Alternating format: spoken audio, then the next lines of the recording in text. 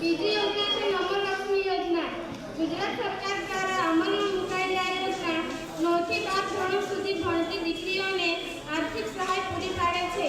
આ સહાય દ્વારા દીકરીઓને